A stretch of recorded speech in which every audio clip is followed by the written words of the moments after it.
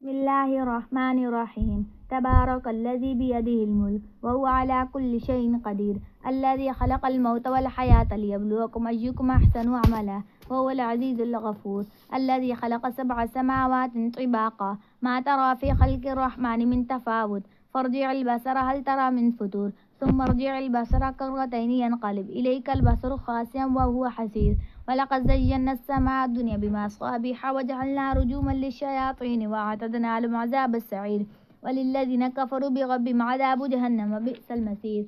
إذا علقوا فيها سمعوا لها شهيقا وهي تفور تكاد تميز من الغيظ، كلما ألقي فيها فوج سألهم خزنتها لم يأتيكم نذير، قالوا بلى قد جاءنا نذير فكذبنا وقلنا ما نزل الله من شيء إن أنتم إلا في ضلال كبير، وقالوا لو كنا نسمع ونعقل ما كنا في أصحاب السعير، فاعترفوا بذنبهم فسحقا لأصحاب السعير. إن الذين يخشون ربهم بالغيب لهم مغفرة وأجر كبير. وأسروا قولكم وأجهروا به إن عليم بذات الصدور، ألا يعلم من خلق وهو اللطيف الخبير. هو الذي جعل لكم الأرض ذلولا فامشوا في مناكبها وكلوا من رزقه وإليه النشور.